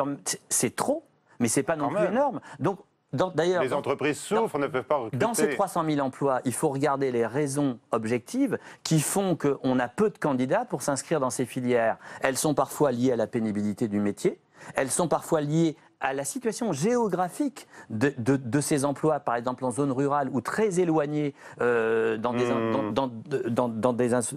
des industries très éloignées du centre-ville, du centre urbain, et elles sont liées aux rémunérations, elles sont liées aussi aux grilles de salaire. Donc tous ces éléments-là, ce sont aux interlocuteurs sociaux, mais aussi au patronat, de pouvoir y répondre. Et aujourd'hui, franchement, nous n'avons pas à rougir, l'ensemble des interlocuteurs sociaux, du bilan que nous avons sur la formation professionnelle, et ce depuis des décennies. Alors, lutter contre le recours abusif au contrat court, au CDD, par certaines entreprises. La ministre du Travail, Muriel Pénicaud, a réaffirmé ce matin qu'elle était pour. On l'écoute et vous réagissez. Un nombre important des demandeurs d'emploi qui sont condamnés à vie à la précarité si on n'agit pas. Parce qu'ils ils n'arrivent à trouver que des CD d'intérim. Alors certes, il y a une aide, il y a l'allocation chômage, ce qu'on appelle la permittence, faire des allers-retours entre l'employeur et l'assurance chômage. Mais quand on sait que 85% de ces emplois, c'est chez le même employeur, qui une fois, 10 fois, 20 fois, 30 fois, va rembaucher pour une journée, quelques jours, la même personne, on se dit qu'il y a peut-être un besoin permanent et qu'on peut faire mieux. Alors faire mieux, ça veut dire évidemment faire payer les entreprises. Hein. La question du bonus-malus, qui est l'idée aujourd'hui sur la table. Vous êtes d'accord pour lutter. Non seulement on est d'accord, mais on est à l'origine de la proposition, et ce depuis des années. Donc sur le principe qu'à un moment donné, nous ayons une décision qui soit une décision réglementaire ou législative sur le sujet, ne peut que nous aller, même si nous aurions préféré que le patronat l'accepte il y a quelques années et que nous puissions le mettre en place par la négociation interpro. Ça n'a pas été possible pour des refus idéologiques du combat des idées cher à monsieur Gattaz. Oui. Donc en l'occurrence, si le gouvernement décide de le mettre en place, il l'a annoncé pour la fin de l'année, nous y sommes favorables et nous avons fait des propositions concrètes de modalités techniques sur ces bonus-malus. Ce que je veux simplement dire, c'est que nous souhaitons que le gouvernement reste sur une traduction par la loi et pas uniquement par un décret, de manière à ce que le principe soit bien acté dans un texte législatif. Alors, ça va dans le bon sens. Donc pour vous. Oui, bien. Je ne vais pas dire que répondre à la revendication de l'AFO ne va pas dans le bon sens. On a bien compris toujours que le gouvernement va le mettre en place. Parce qu'on a l'impression qu'il y a du flottement au sein du gouvernement. Je vais essayer de ne pas faire de procès d'intention. Donc je vous dis, Madame la ministre vient de rappeler qu'à la fin de l'année, elle l'avait déjà dit au mois de mars. Mais elle l'a déjà dit plusieurs fois. C'est pour ça que quand les gens disent plusieurs fois les choses, on se pose des questions. Écoutez, elle avait dit au mois de mars au nom du gouvernement, à la fin de l'année, si on n'est pas en capacité de le mettre dans la loi à ce stade. J'aurais préféré qu'il soit dans la loi à ce stade et nous avons poussé dans ce sens. Donc nous verrons à la fin de l'année. Et en tous les cas, nous lui ferons des propositions concrètes, comme nous l'avons déjà fait à ses prédécesseurs, sur la traduction de ce bonus-malus. Allez, il faut qu'on parle quand même. Autre sujet, celui des retraites, qui est très important. Pour l'instant, la concertation n'a pas commencé. Mais vous semblez déjà être fâché par les éléments qui semblent poindre dans la loi Pacte sur cette réforme de retraite. Alors, ce que nous avons dit au gouvernement, c'est que, et au Premier ministre notamment, c'est qu'il fallait la loyauté de la concertation qui est menée aujourd'hui par le commissaire à la réforme des retraites, nommé par le gouvernement. Monsieur Jean-Paul Delevoye. Donc, de ce point de vue-là, nous n'avons pas apprécié, et nous l'avons dit tant au Premier ministre qu'à Monsieur Delevoye, pas à Monsieur le maire, puisqu'on ne l'a pas vu, puisqu'il n'a pas consulté, qu'il y ait des éléments, notamment sur l'épargne retraite, certes c'est des petits éléments, mais donc qui concernent à un moment donné la question des retraites, qui n'ont pas été débattus ni d'un côté dans la grande réforme, dans la grande consultation sur les retraites, ni sur le projet de loi Pacte. Donc attention à ce que le gouvernement, il n'aime pas les greffes perlées, nous on n'aime pas les réformes perlées. Donc on ne voudrait pas se retrouver avec plein de petits éléments sur la retraite qui soient crantés dans des projets de loi sous la forme de cavaliers législatifs et de se retourner en décembre 2018 avec plein d'éléments sur la retraite qui auront été décidés. Sur la question globale des retraites, il est temps que le gouvernement sorte du bois. Nous avons discuté des principes. Nous ne sommes pas d'accord sur cette logique de casse de l'ensemble des régimes, de fusion des régimes et d'une logique d'individualisation de l'ensemble de la réforme par une logique dite de réforme par points. Mais il faut maintenant que le gouvernement, au mois de septembre, sorte du bois et nous donne le point d'atterrissage. C'est quoi, concrètement, une réforme de retraite par points made in Jean-Paul Delevoye ou made in Emmanuel Macron. Quel est le système exact? Ne serait-ce que pour faire des simulations. Ne serait-ce que pour voir aujourd'hui... Oui, on va attendre, mais excusez-moi, mais si c'est nous parler des grands principes et faire un peu du blabla général en disant mais oui, la main sur le cœur, on gardera les pensions de réversion, mais bien sûr on gardera les principes de solidarité, et ce pendant 6 mois jusqu'à la fin de l'année, et que lorsque le projet de loi sort avec sa réalité concrète en termes de mesures, de traduction des grands principes, et qu'on s'aperçoit que tous les grands principes ils sont balayés au niveau de la réalité, ça ne peut pas aller. Donc la réforme maintenant au mois de septembre, et nous l'avons dit au gouvernement, c'est du concret. C'est quoi votre réforme par points? Et c'est là-dessus qu'on veut discuter. De réversion, c'est pareil. Surtout, la question le maintien du statut. Le maintien du statut. Est-ce que le code des pensions civiles et militaires est intégralement maintenu dans son cadre statutaire du fait d'une logique de passage par points. C'est une question qui concerne des millions de personnes. Beaucoup de questions sur les retraites. Là-dessus, on attend du concret. Encore une question. À partir de septembre. Avant de passer à la troisième partie. Une partie de la droite se découvre antilibérale et propose une hausse du SMIC de 20%. Vous applaudissez, vous êtes prêt à troquer LR contre Macron? Moi, je crois que personne contre personne. Vous savez, nous, on est une organisation syndicale avec une organisation syndicale. On travaille quand avec vous entendez une partie de LR dire oui, coup de pouce au SMIC. Notre revendication, c'est de passer de, aujourd'hui, le SMIC est à peu près à 60% du salaire médian en France, à 80% du salaire médian. Bravo la droite, alors vous dites. Non, je dis ni par la droite ni rien du tout. En l'occurrence, j'aimerais bien que le gouvernement se saisisse aussi de ce problème dans une logique de loi contre les inégalités. Donc tant mieux si des députés, quelle que soit leur majorité, poussent pour une augmentation du salaire minimum en France. C'est ce que nous demandons là aussi depuis des années. Et ça répond à un enjeu économique, comme je le disais tout à l'heure, parce que ça aide à la consommation, et l'emploi. Donc à la croissance, donc à l'emploi. Votre logique et votre démonstration de tout à l'heure. Troisième partie de l'épreuve de vérité, avec donc Charlotte qui vous pose la question.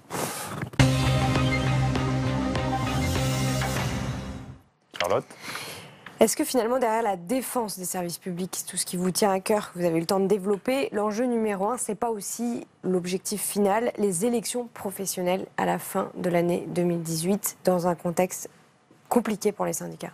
On a toujours été opposés, dès 2008, dans le secteur privé, puis ensuite en 2010 dans le secteur public, à cette logique de représentativité par l'élection. Ça n'a pas de sens et ça n'est pas notre rôle. C'est transformer les organisations syndicales en une logique de partis politiques qui, à un moment donné, veulent gagner quoi? Une élection, parce que derrière la représentativité, souvent, et c'est une réalité, il y a des moyens. Il y a les moyens syndicaux, par exemple, en termes de décharge d'activité, de services, etc. Donc ça ne compte pas. Ces élections professionnelles ne comptent pas. Elles n'ont pas d'impact. Ça permet de se compter, de se comparer quand même. Elles existent, elles nous sont imposées. Donc nous ne sommes pas stupides, on n'est pas en train de dire on s'en fiche et on ne va pas chercher naturellement à gagner une élection dans une entreprise, dans une branche, à l'échelle d'une branche ou dans le secteur public pour 5,4 millions de personnes. Donc évidemment, on se mobilise dans ce sens-là. Mais ça va notre défense du service public républicain, notre défense de ces 5,4 millions de femmes et d'hommes qui sont ces engagés ordinaires, qui sont un peu nos héros du quotidien et qui sont notre fierté à tous républicaine,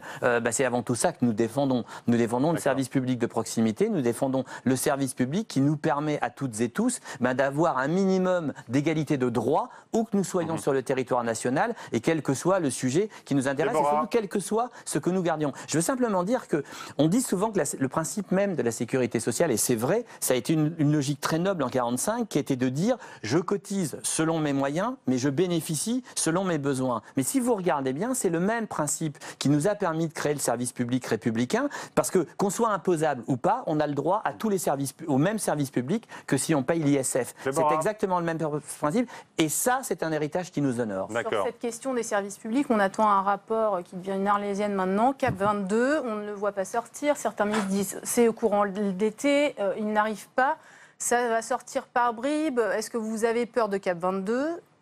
Qu'est-ce qui va se passer sur ce Non, on n'a pas peur de CAP 22. Si c'est le cap de désespérance, parce que ça a l'air d'être quand même celui-là avec l'histoire des 30 milliards d'économies budgétaires, vous savez, ça s'est appelé RGPP avant-hier. Ça s'est appelé la MAP, modernisation de l'action publique hier. Ça s'appelle aujourd'hui cap de désespérance. Est-ce que vous espérez que ce nouveau rapport soit enterré aujourd'hui puisqu'il ne sort pas ? Non, mais ce qui m'inquiète plus, c'est pas la question que des 30 milliards d'économies, ni même des 120 000 postes de suppression d'effectifs. Ça, c'est l'affichage politique traditionnel que l'on a, et c'est la volonté des uns des autres, et dans la continuité des gouvernements précédents, quelle que soit leur majorité. Ce qui m'inquiète le plus, c'est, comme sur la SNCF, qu'on utilise, en l'occurrence, soit une logique ultralibérale, soit là une rigueur d'austérité budgétaire, pour casser le cadre collectif, c'est-à-dire le statut des 5,4 millions de femmes et d'hommes. Il y a des impératifs budgétaires néanmoins, vous les reconnaissez également.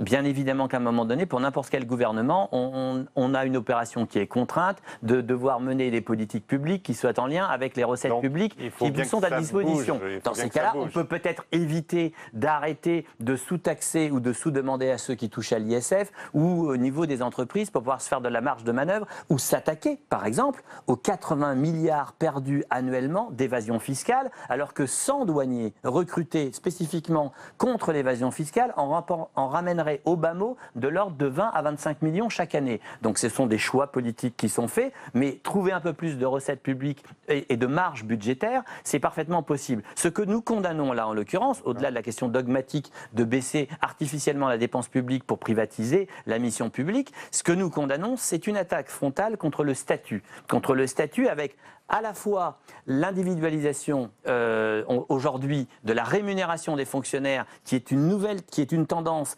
on va dire accentuée depuis les derniers temps par le gouvernement. Récompenser le mérite.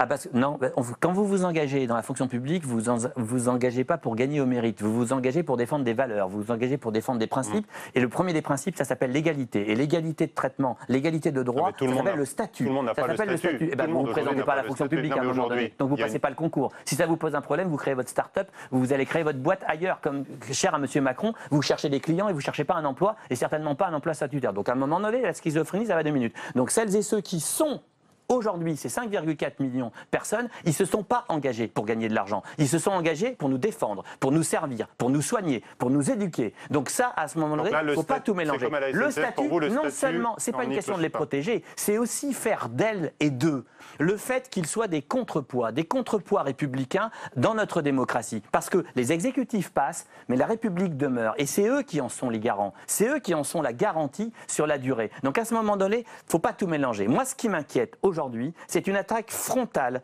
à nouveau contre le cadre collectif, là pas de 127 000 personnes, mais de 5,4 millions de personnes, par l'individualisation de la rémunération et par le recrutement sous forme contractuelle, c'est-à-dire dérogatoire au statut, de manière effectivement à pouvoir casser le cadre collectif et le statut. C'est déjà en partie le cas. Il y a déjà des non, oui, mais il y a 1 million de personnes qui sont contractuelles, notamment dans la territoriale. Nous l'avons toujours condamné. Là, le problème, c'est la dérogation affichée à tout recrutement demain dans la fonction publique territoriale, dans l'hospitalière et dans l'État. D'ailleurs, un amendement vient d'être passé en catimini par le gouvernement dans le projet de loi.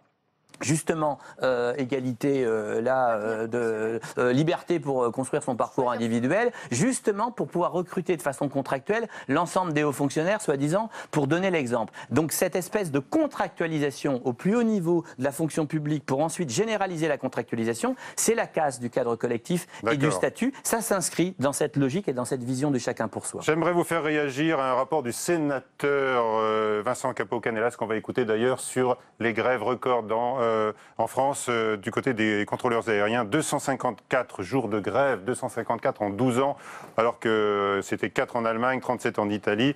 On écoute le sénateur, en fait, et il donne une explication. On a cette particularité de faire grève, non seulement pour des motifs qui sont liés à la navigation aérienne, mais aussi parfois des grèves de solidarité avec la fonction publique.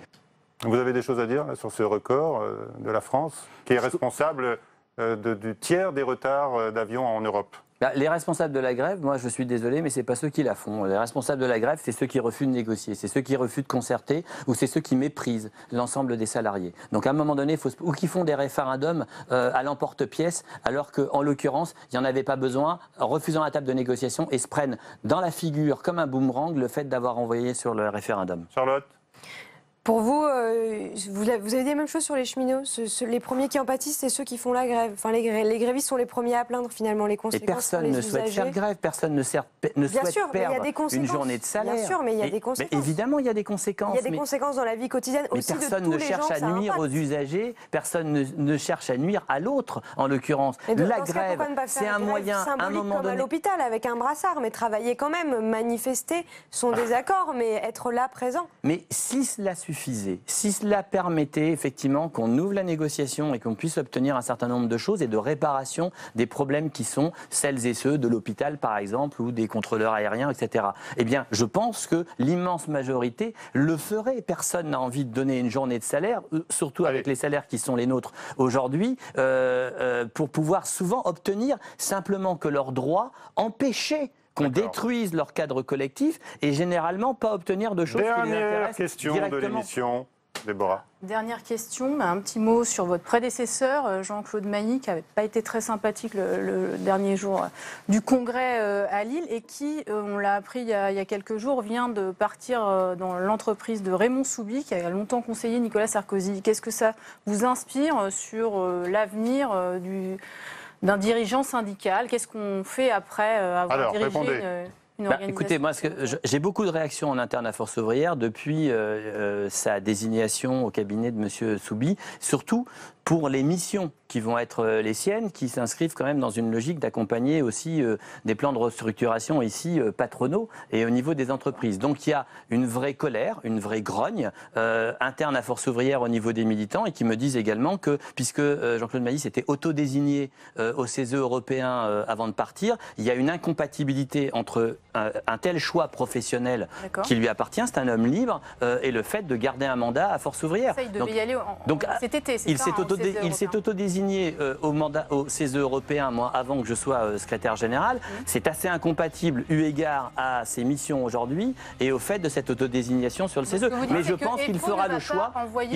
Non, moi je ne ferai rien. Voilà. Je ne ferai rien. Jean-Claude Mailly fera en l'occurrence ce qu'il veut, mais en l'occurrence, il faut. Non, mais alors, excusez-moi, mais Jean-Claude Mailly est sorti de l'organisation en disant je n'aurai ni mandat FO et vous n'entendrez plus parler de moi. Je constate qu'il s'autodésigne sur un mandat FO et excusez-moi, mais j'aimerais bien qu'on arrête de parler de lui. Très bien, c'est la fin, on a fini. Merci beaucoup d'avoir été avec nous aujourd'hui. La semaine prochaine, c'est Éric Ciotti qui sera notre invité de LR. On lui demandera, tiens, si lui aussi est pour une hausse de 20% du SMIC. Bonsoir, à très vite. Bonsoir, mesdames. Bonsoir.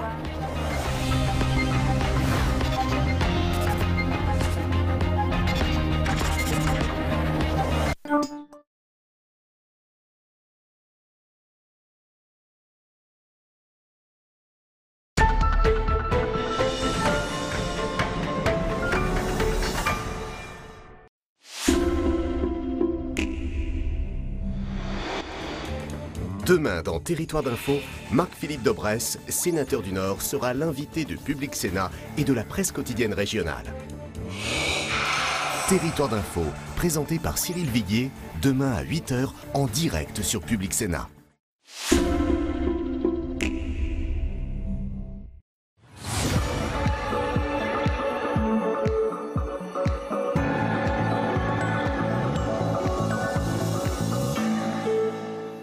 Bonsoir à tous, bienvenue sur Public Sénat, ravi de vous retrouver pour une nouvelle semaine d'On va plus loin. Au programme ce soir, notre grand débat autour des aides sociales. Depuis quelques semaines, une petite musique gouvernementale laisse entendre qu'il va y avoir non seulement une réorganisation, mais aussi des coupes dans ces prestations. J'ai peur qu'il mène la France vers un système qui oublie les plus modestes, a même déclaré le milliardaire François Pinault à propos d'Emmanuel Macron. Pas de chasse aux minima sociaux, promet l'exécutif, mais il y aura bien un diagnostic pour voir ce qui marche et ce qui ne marche pas. Mais qu'est-ce que ça veut dire une aide sociale qui ne marche pas? Nous ouvrons le débat ce soir avec nos invités. Ne manquez pas de réagir sur Twitter avec le hashtag OVPL. Notre match des idées, il opposera ce soir Guillaume Clossat à Frédéric Pons. Nous reviendrons sur la question migratoire qui continue de fracturer l'Europe. Le sommet européen de jeudi prochain s'annonce tendu. La réunion préparatoire d'hier à Bruxelles est un échec.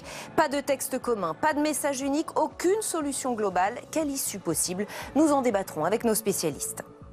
Mais d'abord, les intentions gouvernementales en matière de prestations sociales, plus justes et plus efficaces. Voilà le slogan de l'exécutif depuis plusieurs semaines. Sauf qu'il s'attaque là à un sujet extrêmement sensible qui va potentiellement toucher les plus modestes. Avant d'en discuter avec nos invités, voyons en quoi consiste ce système d'aide sociale à la française avec Stéphane Amalian. Les dépenses sociales ont un poids considérable en France. Elles représentaient 31,5% du PIB en 2016. Le budget principal est celui de la sécurité sociale, qui finance entre autres les retraites et la couverture maladie, soit 575 milliards d'euros en 2016. À ces dépenses s'ajoutent 57 milliards d'euros par an consacrés aux populations les plus fragiles. Ce sont elles qui sont visées par le gouvernement. On y retrouve d'abord les minima sociaux qui coûtent 26,6 milliards d'euros par an et qui comprennent le RSA, l'allocation adulte handicapé ou encore le minimum vieillesse. 4,2 millions de foyers bénéficient de ces aides. L'aide au logement, elle, coûte chaque année 10 milliards d'euros quand les prestations familiales s'élèvent à 6,4 milliards d'euros. D'autres aides coûteuses existent, comme la prime d'activité mise en place sous François Hollande, 4,1 milliards d'euros annuels. Mais aussi la prestation liée à l'hébergement, aux centres communaux d'action sociale et à l'emploi. Dans une vidéo publiée sur Twitter, Emmanuel Macron a critiqué les minima sociaux qui coûteraient un pognon dingue. Le chef de l'État pourrait annoncer les grandes lignes de son plan pauvreté le 9 juillet prochain face au Congrès à Versailles. Avec nous pour aller plus loin ce soir, Marie-Noëlle Lienemann, vice-présidente du Sénat et sénatrice PS de Paris, Jérôme Bacher, sénateur LR de l'Oise, membre de la Commission des Finances, Henri Sterdignac, économiste à l'Observatoire français des conjonctures économiques, membre des économistes atterrés, et Erwan Tison, économiste et directeur des études à l'Institut Sapiens. Merci à tous les quatre d'être ici. Deux points de vue s'opposent clairement dans ce débat sur ces minima sociaux. L'économiste Didier Gelot, cité dans le Parisien ce matin, nous dit « Si on les supprime, il y aura 5 millions de pauvres supplémentaires en France ». Autre économiste cité, Nicolas Bouzou, toujours dans le Parisien, mieux vaut un petit job que vivre des minima sociaux. C'est presque un débat philosophique. Quel est votre point de vue, Jérôme Bacher ? Alors, il faut savoir déjà ce dont on parle, parce que dans le débat agité actuellement par le gouvernement, on sent que c'est de la réduction de la dépense publique dont il s'agit et que, effectivement, les dépenses sociales sont importantes dans notre pays, mais c'est aussi le modèle issu de la guerre. Donc, il faut savoir que tout cela fait société, quand même. S'agissant des minima sociaux, si on ne parle que de cela, il me semble impossible d'y toucher. Ce serait revenir en arrière, et même un arrière que personne ici n'aura connu. Mais le sujet, c'est qu'on a multiplié après un certain nombre d'aides dont l'efficacité peut être remise en cause, ou dont, avec la création de nouveaux dispositifs. Donc vous êtes d'accord avec la ligne gouvernementale sur ce point-là ? Manque d'efficacité. Moi, je ne sais pas si c'est efficace ou pas. Ce qui est certain, c'est que sans ces minima, on courrait à la catastrophe et personne n'a envie de cela. Ce qui est certain, en revanche, c'est qu'on a multiplié le nombre d'aides sans jamais en supprimer aucune et sans savoir. Et tout cela fait le fameux millefeuille français des aides sociales, comme parfois des collectivités locales. Marie-Noëlle Lienemann, la question de l'efficacité semble centrale sur ce sujet. Quand Macron dit ça ne sert à rien, les pauvres restent pauvres, est-ce qu'il a un petit peu raison ? Est-ce que c'est une réalité ? Est-ce que notre modèle social est à bout de souffle ? Il essaie de nous faire passer des vessies pour des lanternes, je m'excuse de la brutalité des propos, mais son objectif est évidemment pas de s'occuper de l'efficacité des aides. Son objectif, c'est la réduction de la dépense publique. Deuxièmement, qu'est-ce qu'on appelle l'efficacité d'une aide ? Parce qu'il y a dans les traditions de l'aide, des aides qu'on appelle sociales, deux visions complémentaires qu'il faut équilibrer. La vision des allocations universelles versées au nom du pacte républicain, qui est l'idée de dire qu'on a tous accès à la santé, tous, et donc ça, on est dans un mécanisme où on est vraiment dans l'égalité d'accès. Évidemment, quand vous mettez la Sécu en France, elle coûte plus cher dans les endroits où il n'y a pas de sécurité sociale, où les gens achètent des assurances privées et où de toute façon ils dépensent. Bon, donc il y a ça. Après, il y a les aides qui sont plus ciblées sur un certain nombre d'objectifs ou de catégories sociales, au-delà des minima sociaux. Et une partie de ces aides, elles dépendent aussi de la conjoncture. Par exemple, quand il y a plus d'emplois, on a moins d'allocations chômage et on a moins d'allocations logement. Parce que quand les revenus augmentent, les gens qui sont bénéficiaires baissent. Ce que j'entends dans le discours, et en particulier, je prends l'exemple de l'allocation logement, on nous a fait le pipeau de dire qu'en réduisant de 5 € les APL, on allait faire que l'effet inflationniste des APL allait baisser. Bilan des courses, c'est pas vrai, ça continue à augmenter les prix du logement. Si on voulait... Pas partout. Oui, en fait, pour d'autres raisons que l'APL. Mais si on voulait vraiment s'attaquer aux aides au logement, il faudrait d'abord faire une politique qui régule les prix, constater que cette régulation des prix n'exige pas autant d'accompagnement financier pour rendre solvable, c'est-à-dire pour permettre aux gens d'accéder à un logement, des populations, ce qui n'est évidemment pas fait et ce qui n'est pas près de l'être. Dernière chose, c'est une vieille rengaine des ultralibéraux qu'on a entendu aussi quand on était au pouvoir à gauche, c'est de dire le bon ciblage, c'est de s'occuper que des très très pauvres.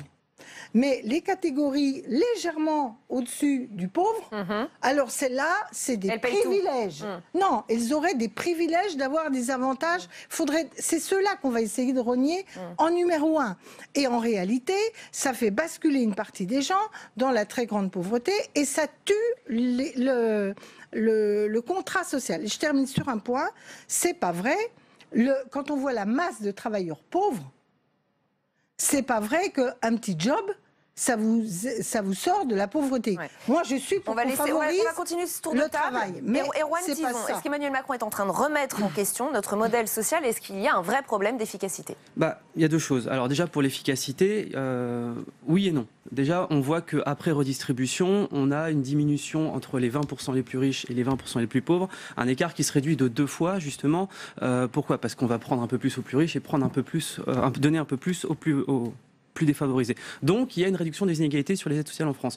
Deuxièmement, l'efficacité absolue, elle est complètement à mettre en cause quand on voit qu'on a 14% de pauvreté aujourd'hui en France. Alors, c'est le moins de l'Union européenne. Ah non, excusez. On est parmi les plus bas. On n'est pas parmi les plus bas, madame. Si. On est en dessous de la moyenne, mais on n'est pas parmi les plus bas. Oui, les pays nordiques sont largement en dessous de nous. Évidemment, mais ils ont beaucoup plus de transferts. Donc ça, c'est la chose. On dépense 35% de notre PIB pour avoir 14% de notre population qui vit sous le seuil de pauvreté. Alors après, le modèle social français, il est donc déjà... il y a un problème d'efficacité. Il y a un problème d'efficacité. Il y a pas relatif, mais absolu. Ça permet de réduire les inégalités, mais pas de sortir les gens de la pauvreté, pour schématiser. Après, la fin du modèle français, quelque part, il a commencé à disparaître depuis le 1er janvier dernier.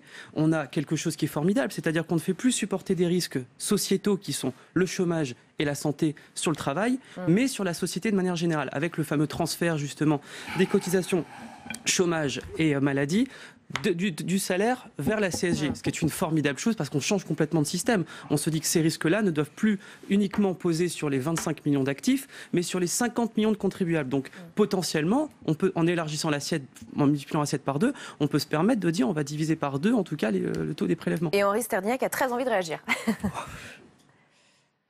D'abord, effectivement, il faut rappeler qu'avec 14% de taux de pauvreté, on est un des plus bas d'Europe et surtout, on est un des rares pays où ça n'a pas augmenté pendant la crise. Alors qu'en Suède, maintenant a un taux de pauvreté supérieur au nôtre et ça a augmenté pendant la crise. Et ça, c'est grâce au système des minima sociaux. Il faut rappeler que les Français sont très attachés à notre système de protection sociale. Il y a eu la semaine dernière une étude de l'adresse qui prouve que beaucoup de Français disent oui, il faut au contraire augmenter les minima sociaux. Est-ce que les minima sociaux ne protègent pas assez de la pauvreté? Ben oui, parce qu'il y a un choix qui a été fait.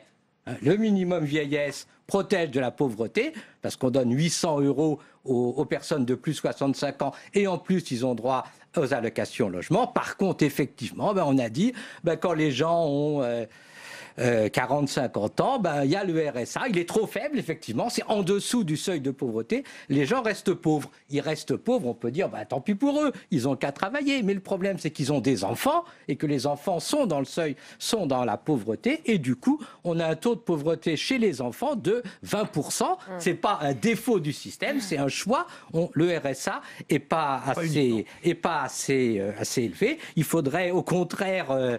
donner plus aux familles avec enfants. Et ce qui est amusant, c'est que le président Macron, il faut rappeler que pendant sa campagne électorale, il avait dit « je veux augmenter le minimum vieillesse de 100 €, je veux augmenter l'allocation d'adultes handicapés de 90 €, je veux augmenter la prime d'activité. » C'est mathématique. Et en plus... Il va parler pour la lutte, il doit parler en fin de semaine pour dire un programme de lutte contre la pauvreté. Donc je ne vois pas comment il va le faire sans effectivement mettre encore plus de pognon dans l'affaire. Je vais vous laisser poursuivre dans un instant. Bruno Le Maire et Gérald Darmanin nous le disent, ils l'ont encore répété, il y a trop d'aides sociales en France selon eux. Dans un édito à Valeurs Actuelles, l'essayiste Éric Brunet leur donne raison et dresse une liste non exhaustive évidemment des différentes aides. On en a pioché quelques-unes. Dispositif J'apprends à nager gratuit, aide au permis de conduire, allocation pour la diversité dans la fonction publique, aide à la mobilité internationale, aide aux vacances familiales, chèque vacances, etc. etc. Ce matin, Aurore Berger, députée porte-parole de La République En Marche à l'Assemblée, était l'invitée de Restons politiques. Et pour elle aussi, il y en a trop. Écoutez, c'est très rapide. Remettre à plat, mettre plus de cohérence, plus d'efficacité et diminuer probablement la complexité qui est la nôtre aujourd'hui. Jérôme Bachat, vous êtes aussi sur cette ligne, il y a trop d'aides sociales. Là, c'est vraiment quelques aides sociales qu'on a citées, mais il y en a évidemment beaucoup. Hélas, on confond tout dans ce sujet. On vient d'en parler, les minima. Et quand tout à l'heure, Henri Sterdyniak disait à juste titre que le président de la République avait promis une augmentation du minimum vieillesse de 100 € et la hache, l'allocation adulte handicapé de 86 ou 96. 90. En fait, c'est 90, c'est totalement mathématique. Le minimum vieillesse et l'allocation adulte handicapé sont par la loi liés. Donc quand on dit on fait pour les handicapés, on fait pour le minimum vieillesse, c'est obligatoire. Et ça, tous les gouvernements depuis 10 ans le font, mais il est mieux de le préciser pour ne pas faire prendre, comme vous le disiez tout à l'heure, Madame la Ministre, les vessies pour des lanternes. Le sujet des aides, là on a eu beaucoup d'aides des collectivités locales. Et là, il s'agit d'une politique sociale que les départements font, que les communes font via leur CCAS, et c'est ce sujet d'ordre différent. Donc soit on revient sur la liberté des collectivités locales, ce qui est une possibilité, soit, moi j'ai une autre proposition à faire, et d'ailleurs, c'est assez amusant, parce que Bruno Le Maire le faisait lorsqu'il appartenait à un autre parti politique, et puis il l'a oublié, vous savez, c'est le nouveau monde, on oublie l'ancien, parfois à tort. Ce qui fait la différence sur les minima sociaux, c'est effectivement pour deux personnes dans deux villages différents, ils vont toucher avec la même situation, le même RSA, par exemple, s'ils sont vraiment dans la difficulté, sauf qu'il y en a un qui aura la cantine gratuite et l'autre qui ne l'aura pas, suivant ce que pourra faire la commune ou le département. Eh bien, ça, ce n'est pas admissible aujourd'hui. Et donc, il faut aujourd'hui rendre de l'égalité sur le territoire. Et pour rendre de l'égalité sur le territoire, il faut rendre toutes ces aides fiscalisées, histoire qu'on sache à peu près quel est le revenu global, et si on veut rendre de l'égalité sur le territoire. Or, de l'égalité ou de l'équité, parce que c'est justement de l'équité, et pas uniquement de l'égalité, de l'équité sur l'ensemble du territoire. Et là, on verra un peu ce dont il s'agit, parce que pour l'instant, chacun y va de sa liberté, et c'est un problème. Marie-Noëlle Lienemann. Alors, moi, je pense qu'il faut garder une part d'autonomie des collectivités locales. Et je prends un exemple. On a la mobilité. Et les chèques mobilité, c'est pas le même quand vous aidez les jeunes qui habitent dans un village, qui ont besoin d'aller à la mission locale chercher du boulot et autres. Il y aura des aides mobilité dans les départements pour ces jeunes, pour les aider à chercher du boulot. Et évidemment, ce ne sera pas le même critère que le Pass Navigo, les aides qu'il peut y avoir en région parisienne. Donc, on a bien besoin d'adapter parfois des aides à des situations soit locales, soit d'âge, l'aide au permis de conduire, etc. Sauf que, Madame la Ministre, on ne sait plus ce qu'on fait. Alors, attendez, on a voulu décentraliser. Je pense que pourquoi pas regarder la totalité, faire un bilan pour savoir si ça croît beaucoup. Mais en même temps, vous choisissez une mairie qui redistribue ou qui ne redistribue pas. Il y a des choix politiques aussi. Mais par contre, j'aimerais que vous fassiez la même liste sur toutes les niches fiscales. Parce qu'on nous dit tous les ans qu'on va en baisser. J'ai vu dans le rapport de la Cour des comptes de cette année qu'elle ne cesse d'augmenter. Et alors celle-là, il n'y en a jamais assez, parce que là, il faut vraiment doper, aider, soutenir.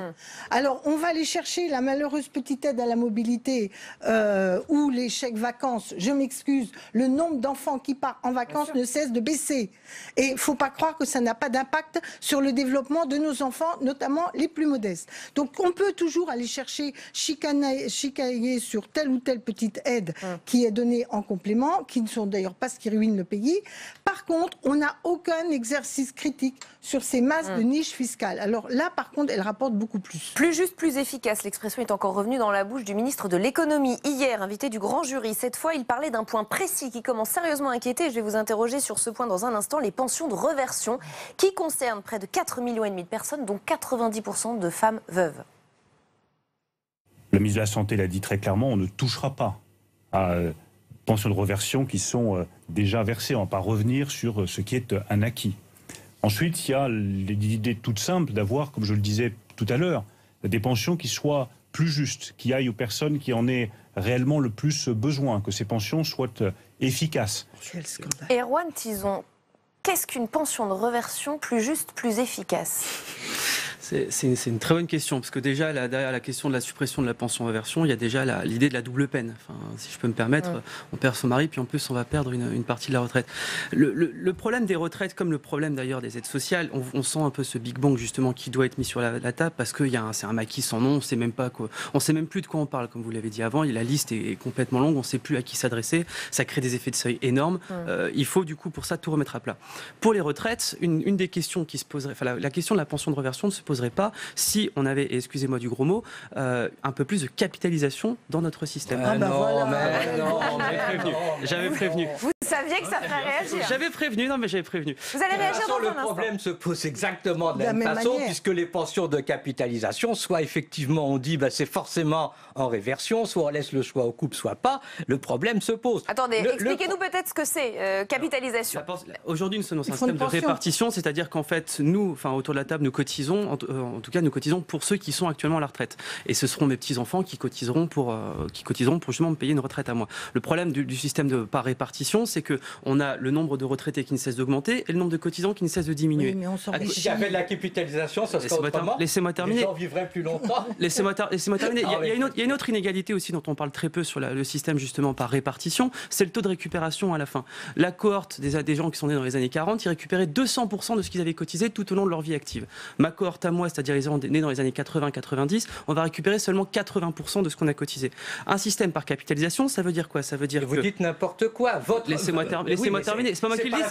C'est pas moi qui le dis, monsieur, c'est la Caisse des dépôts. Restons courtois, monsieur à votre âge, c'est pas moi qui le dis, c'est la Caisse des dépôts. La rentabilité du placement retraite est égale, tout à fait naturellement, au taux de croissance de l'économie. Et donc, vous aurez